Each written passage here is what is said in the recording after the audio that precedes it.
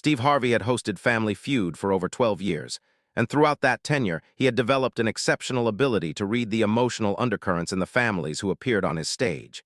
He could detect joy, nervousness, competitive spirit, and occasionally tension. But on that Monday morning in January 2025, Steve would encounter something he had never experienced before in all his years of hosting. The Anderson family from Tennessee stood ready to compete, presenting themselves as a united family unit under the studio lights. What was about to unfold would become one of the most devastating and quietly powerful moments in the show's history, a moment when a single sentence would shatter the illusion of a marriage and create a silence so profound that everyone present would remember it for years to come. Before we continue with this deeply moving story about truth, pain, and the courage to speak what has never been said, please take a moment to support our channel by liking this video and subscribing. Your engagement helps us share these meaningful family stories with people who need to hear them. The Anderson family appeared to embody the picture of American middle-class stability as they took their positions at the podium. Kenneth Anderson, age 54, was a successful commercial real estate broker whose expensive suit and confident bearing suggested financial success and social status. Beside him stood his wife Helen, age 52, a former marketing executive who had left her career 15 years earlier to focus on raising their children and managing their household. Their 3 adult children completed the team. Their daughter Sarah was 28 and worked as a pediatrician. Their son Michael was 25 and was completing his MBA at a prestigious business school. Their youngest daughter Elizabeth was 22 and had recently graduated from college with a degree in journalism. By all outward appearances, the Andersons represented the achievement of the American dream. Steve Harvey had greeted the Anderson family during the pre-show warm-up period with his customary enthusiasm and humor. During this interaction, he had noticed something subtle about Helen Anderson that caught his attention. While the rest of the family engaged energetically with Steve's questions and jokes, Helen's responses were polite but somewhat distant, as though she were performing a role rather than genuinely participating. Her smile appeared practiced rather than spontaneous. When Steve had made a playful comment about the family's obvious success and closeness, Helen had nodded and agreed verbally, but her eyes had conveyed something different, something that looked like profound sadness beneath a carefully maintained surface.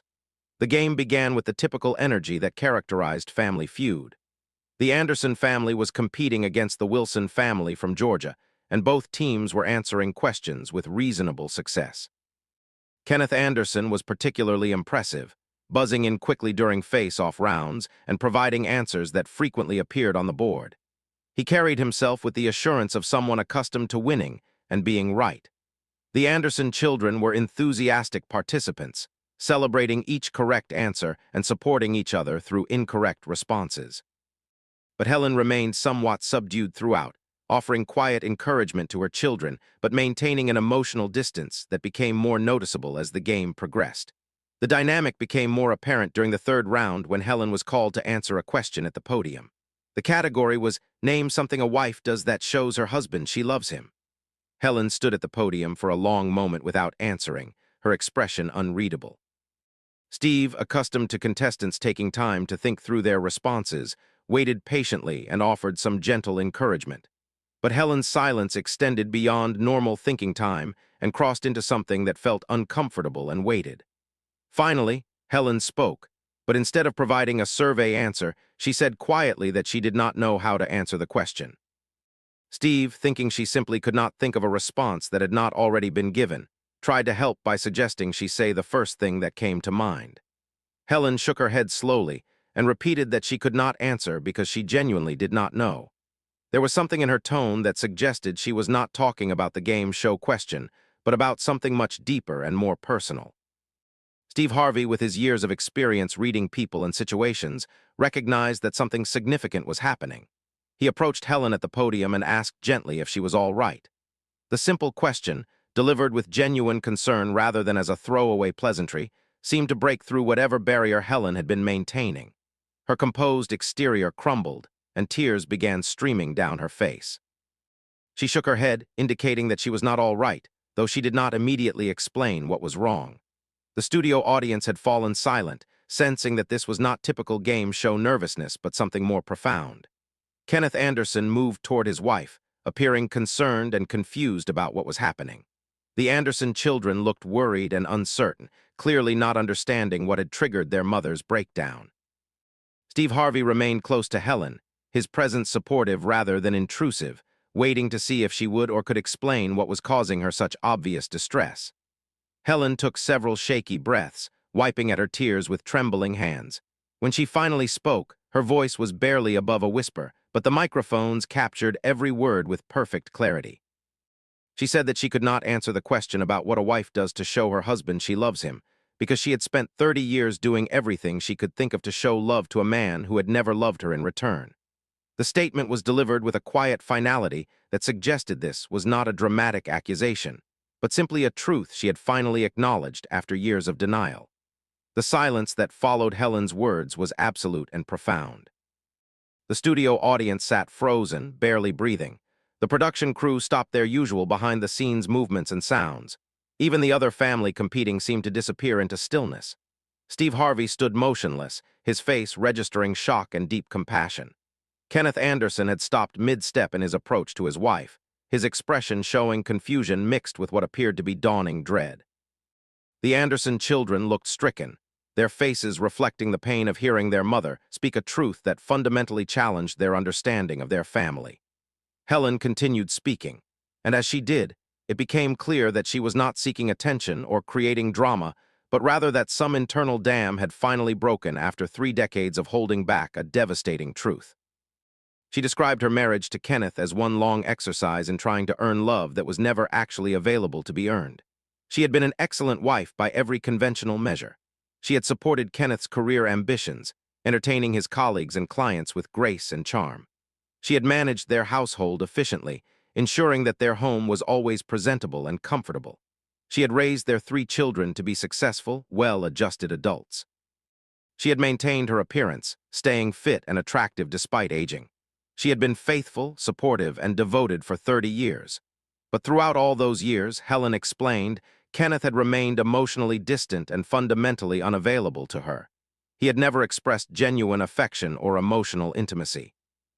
He had treated their marriage as a successful partnership and their family as an achievement to be proud of, but he had never treated Helen as someone he actually loved in a romantic or deeply personal way. Their physical relationship had become perfunctory and infrequent years ago. Their conversations never ventured beyond logistics and practicalities. Kenneth showed more enthusiasm and engagement when discussing real estate deals than he ever showed when talking with his wife. Helen described how she had tried for years to convince herself that this was simply how marriages evolved over time, that passion and romance naturally gave way to comfortable partnership, and that she was unrealistic to expect more. She had told herself that Kenneth's provision for the family and his reliability were forms of love, even if they did not feel like love to her. She had rationalized his emotional distance as simply his personality rather than as a statement about his feelings for her. She had made excuse after excuse, both to herself and to others who occasionally noticed the coldness in her marriage. But recently, Helen continued, she had come to understand that what she had been living was not actually a marriage in any meaningful sense, but rather a performance of marriage. Kenneth had married her because it was what successful men did at a certain point in their lives. He had children with her because that was the expected next step. He had maintained the appearance of a happy family because it benefited his business and social standing. But he had never actually loved her as a person, had never been interested in who she was beyond her role as wife and mother, had never connected with her emotionally or spiritually. The realization, Helen said, had not come as a dramatic revelation, but as a slow, painful acceptance of what she had probably known on some level for most of her marriage. Kenneth did not love her. He perhaps had never loved her. And nothing she could do would change that fundamental reality, because you could not make someone love you through effort or achievement or performance. Love was either present or it was not, and in her marriage it was not. Helen's voice remained quiet and controlled throughout this confession, which somehow made it more devastating than if she had been shouting or hysterical. She was simply stating facts as she understood them, describing her marriage with the same objective tone one might use to describe a business arrangement that had not quite met expectations. The sadness in her voice was profound, but also resigned, as though she had moved beyond anger or hope into simple acceptance of an unchangeable reality. Kenneth Anderson stood several feet away from his wife, his face showing a complex mixture of emotions that shifted rapidly. Shock gave way to defensiveness, then to what looked like guilt, then to confusion. When he finally spoke, his voice lacked its earlier confidence. He said Helen's name, seemingly unsure whether he was asking a question or making a statement. He appeared completely unprepared for this public revelation, and uncertain how to respond to accusations that were delivered not with anger but with quiet, devastating certainty. Steve Harvey, who had remained silent during Helen's confession, now spoke with a gentleness that contrasted with his usual energetic hosting style. He asked Kenneth directly whether what Helen was saying was true, whether he had married her without loving her, and maintained that emotional distance throughout their marriage. The question was not accusatory but genuinely seeking understanding, giving Kenneth the opportunity to refute Helen's characterization of their marriage if he could honestly do so. Kenneth's response was telling in its hesitance and lack of conviction. He said that he did care about Helen, that he had always provided for her and their family, that they had built a good life together. But notably, he did not say that he loved her. He did not deny the emotional distance Helen had described. He fell back on listing his actions and achievements as a husband and provider rather than addressing the fundamental question of whether he had ever felt love for the woman he had married 30 years ago. Steve Harvey listened to Kenneth's response and then posed a more direct question. He asked Kenneth whether, if he was being completely honest, he had married Helen because he loved her or because it was what he was supposed to do at that stage of his life. The question cut through all pretense and demanded genuine honesty. The studio remained in its profound silence, everyone waiting to hear how Kenneth would answer. Kenneth Anderson stood silent for what felt like an eternity. His face showed the internal struggle of a man confronting truths he had perhaps never fully acknowledged even to himself. When he finally spoke, his admission was quiet but clear. He said that he had married Helen because she was the right kind of person to marry, that she came from a good family and would be an asset to his career and social position. He said that he had respected and admired her, but that he was not sure he had ever felt what people meant when they talked about being in love. He had thought that respect and partnership were sufficient foundations for marriage, and that romantic love was something from movies rather than real life. The admission landed with devastating force. Helen's face showed pain, but also a strange relief, as though having her reality finally acknowledged after 30 years of denial was itself a form of liberation. The Anderson children were openly crying, processing the revelation that their parents' marriage had been fundamentally different from what they had believed their entire lives. The audience sat in stunned silence, witnessing the unraveling of a family's carefully maintained facade. Steve Harvey addressed the Anderson children directly, asking how they were processing what they were hearing from their parents. Sarah, the eldest, spoke through tears about feeling as though her entire childhood had been recontextualized in an instant. The family vacations, holiday celebrations, and daily routines that she had understood as expressions of a loving family now appeared as performances of normalcy covering a hollow marriage. Michael expressed anger at his father for wasting his mother's life in a loveless relationship. Elizabeth simply cried, unable to articulate the confusion and pain of watching her family's foundation crumble on national television. Steve then turned his attention back to Helen and asked what she wanted to happen now that she had spoken this truth. Her response was both heartbreaking and empowering. She said that she did not know what would happen with her marriage, but that she knew she could not continue living the lie. For 30 years, she had contorted herself trying to earn love from someone who was not capable of or interested in giving it to her. She had made herself smaller, quieter, and less demanding in hopes that if she could just be perfect enough or understanding enough or supportive enough, Kenneth would finally see her and love her. But she understood now that the problem had never been with her. She had been enough all along. Kenneth had simply never wanted what she was offering because he had never wanted a real marriage with emotional intimacy and genuine partnership. Helen spoke about the years she had lost to this futile pursuit. She had sublimated her own career ambitions to support Kenneth's business. She had maintained social relationships that bored her because they benefited Kenneth's networking. She had presented a happy marriage to friends and family while feeling desperately lonely within it. She had accepted crumbs of attention and affection and convinced herself they were enough because the alternative was acknowledging that she was living in emotional poverty. But now, Helen said, she was done pretending. She was done performing happiness she did not feel. She was done making excuses for Kenneth's coldness or blaming herself for his inability to love her. She deserved better than what she had accepted for 3 decades, and even if it was late in life to make such a realization, it was not too late to change course. Whether that meant working to rebuild their marriage on an honest foundation or ending it entirely remained to be determined, but the charade of a loving relationship was over. Steve Harvey responded to Helen's words with visible emotion. He told her that what she had just done took extraordinary courage, that speaking such a painful truth in such a public setting demonstrated a strength that many people never found. He acknowledged that she was facing an incredibly difficult path forward regardless of what she decided about her marriage, but he expressed confidence that she had the resilience to navigate it. He also made clear that Helen's worth was not, and had never been dependent on whether Kenneth loved her, that she was valuable and deserving of love simply because she existed, not because of anything she did or achieved. Steve then addressed Kenneth with a directness that was both confrontational and compassionate. He told Kenneth that he had wasted 30 years of a woman's life by marrying her under false pretenses and maintaining a hollow marriage rather than being honest about his emotional limitations. He pointed out that Kenneth's actions, while perhaps not intentionally cruel, had been profoundly selfish and had caused real harm to someone who deserved honesty and genuine partnership. Steve emphasized that Kenneth now had a choice to make about whether he was capable of or interested in developing real emotional intimacy with Helen, or whether the honest thing to do was to release her to find that intimacy elsewhere. The confrontation that followed was not dramatic or loud, but rather marked by painful honesty and difficult self-examination. Kenneth admitted that he had known on some level that Helen deserved more than he was giving her, but that he had convinced himself that his provision and reliability were sufficient.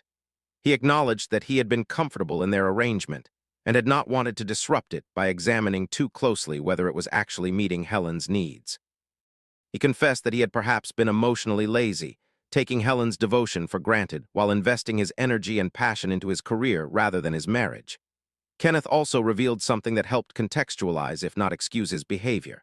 He described growing up in a family where emotions were rarely discussed and affection was rarely shown. His parents had maintained a similar arrangement to what he had created with Helen, a functional partnership devoid of apparent romantic love. He had internalized this as the normal model for marriage and had never questioned whether there might be something more.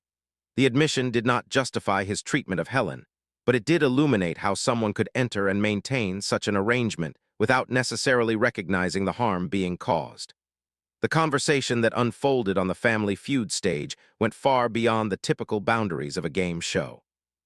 For over an hour, cameras continued rolling as Helen and Kenneth, with Steve Harvey serving as a compassionate facilitator, engaged in what was essentially an emergency marriage counseling session.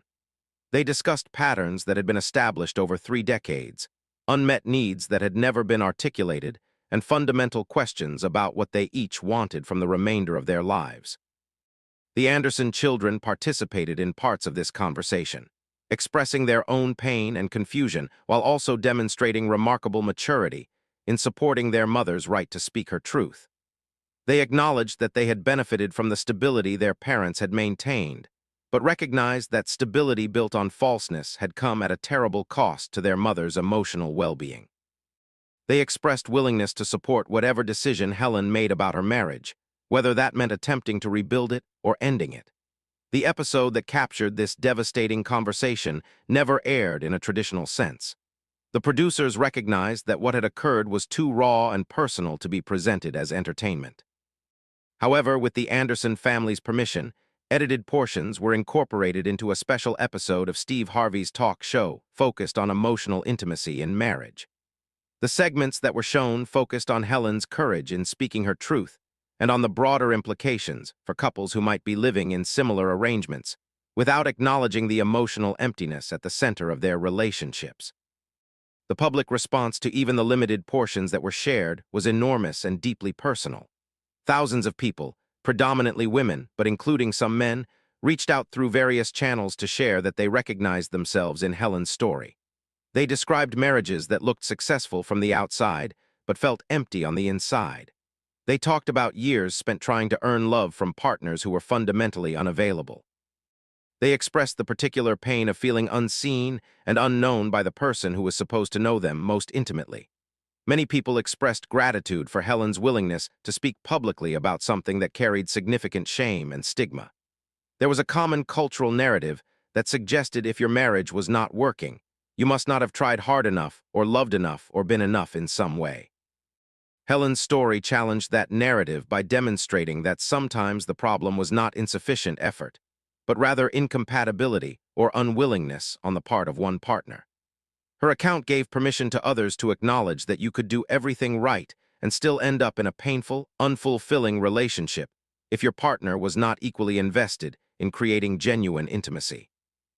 The story also sparked important conversations about the difference between a functional partnership and a loving marriage. Many couples, particularly from older generations, had been taught that marriage was primarily about practical considerations such as financial stability, child rearing, and social respectability. Emotional intimacy and romantic love, while nice if they existed, were not considered essential components. Helen's story highlighted the emotional cost of such arrangements and prompted many people to examine whether their own relationships included the emotional depth and connection they actually needed to feel fulfilled. Relationship experts and marriage counselors engaged extensively with the themes raised by Helen's revelation. They discussed the phenomenon of marriages that were essentially business arrangements or convenient partnerships rather than emotionally intimate relationships. They emphasized that while every marriage looked different and couples had wide latitude to define what worked for them, marriages that included fundamental dishonesty about feelings or that left one partner's needs chronically unmet were unlikely to be sustainable or healthy in the long term. The experts also addressed the particular challenge Helen faced in having spent 30 years in such a marriage before acknowledging the reality of it. They noted that leaving a long-term marriage, even one that was emotionally unfulfilling, involved extraordinary practical and emotional challenges. Helen would have to rebuild her identity separate from her role as Kenneth's wife. She would face potential financial insecurity if she divorced. She would navigate social relationships that were built around their couplehood. She would do all of this in her 50s, an age when many people felt it was too late to start over. The experts emphasized that while Helen's path forward would be difficult, it was not impossible, and that women in similar situations should not resign themselves to decades more of unhappiness simply because addressing the problem seemed overwhelmingly hard. In the months following the Family Feud incident, the Anderson family underwent significant changes.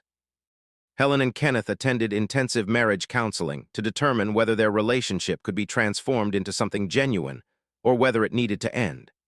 The counseling process was difficult and often painful as both parties confronted long-established patterns and fundamental questions about compatibility and commitment. Kenneth worked with a therapist individually to explore his emotional limitations and their origins. He engaged in the difficult work of learning to identify and express feelings, to be vulnerable, and to pursue emotional intimacy rather than avoiding it. The process revealed that Kenneth's emotional distance was not actually an inability to feel, but rather a deeply ingrained pattern of suppressing and avoiding feelings that had been reinforced throughout his life. Changing such patterns in his 50s required substantial effort and commitment.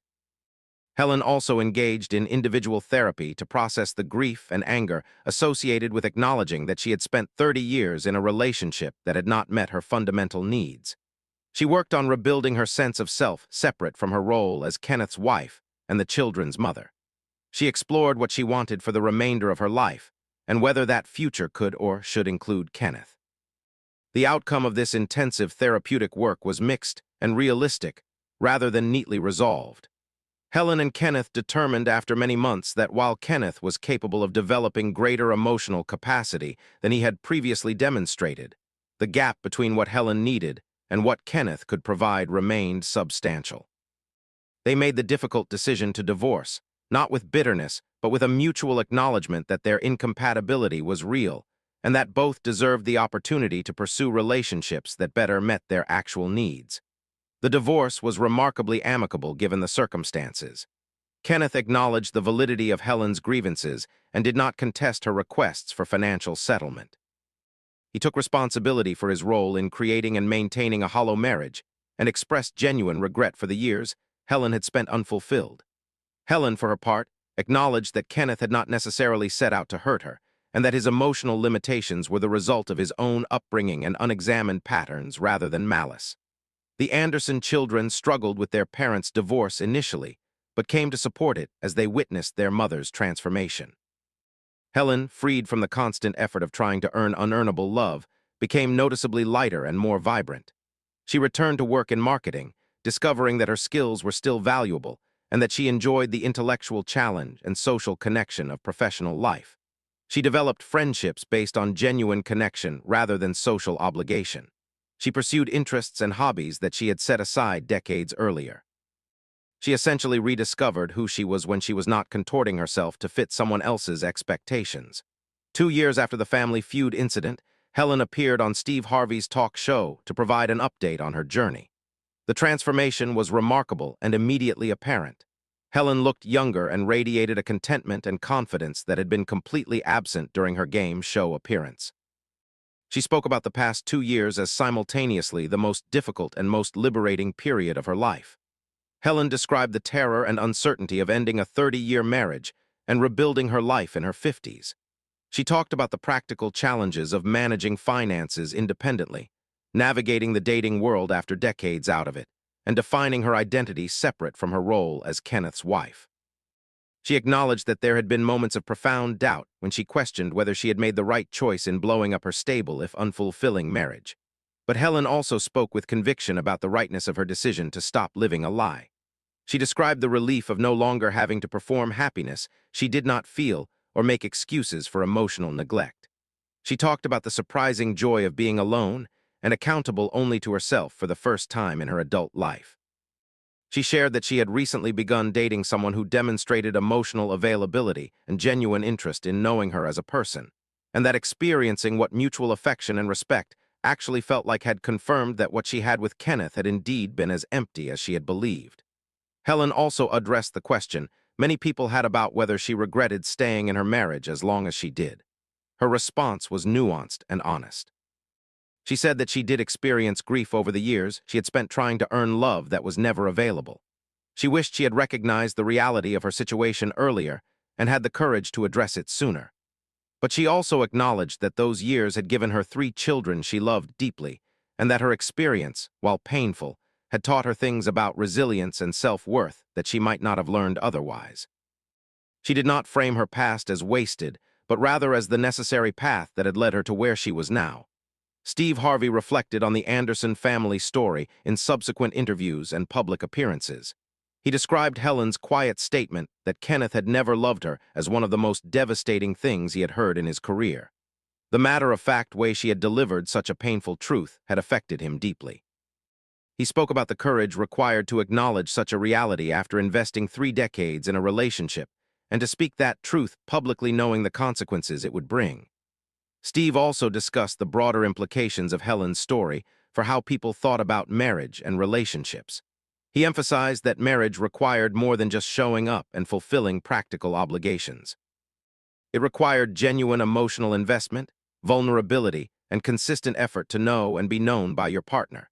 He cautioned against marriages of convenience or practicality that lacked genuine affection and intimacy, noting that such arrangements might appear stable, but exacted a terrible emotional toll on the partners trapped within them.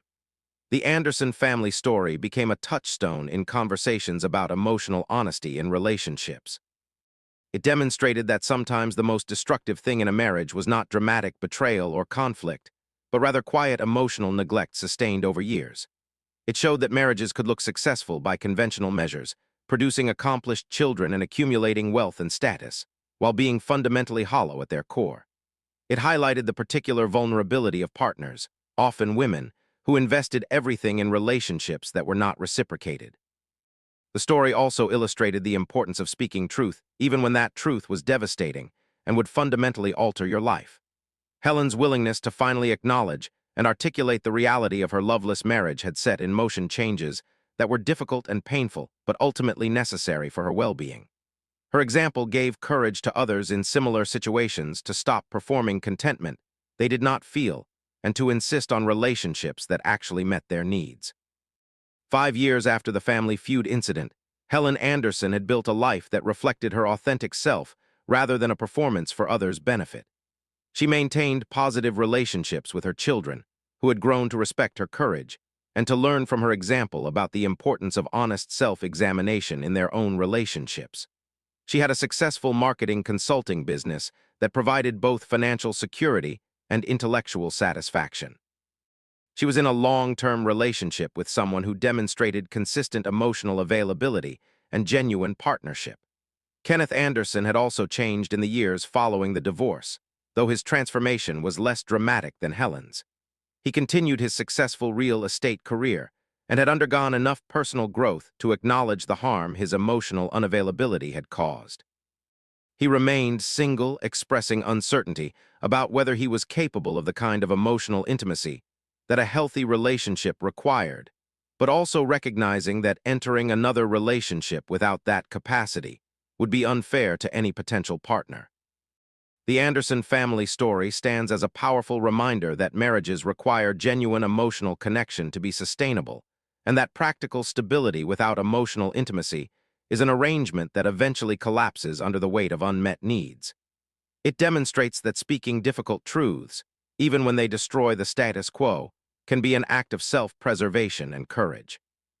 It shows that it is never too late to insist on a life that feels authentic rather than performed, even when making that change requires starting over late in life. If this story has moved you, or if you recognize aspects of your own relationship in Helen's experience, please take a moment to like this video and subscribe to our channel for more stories about real families navigating difficult truths.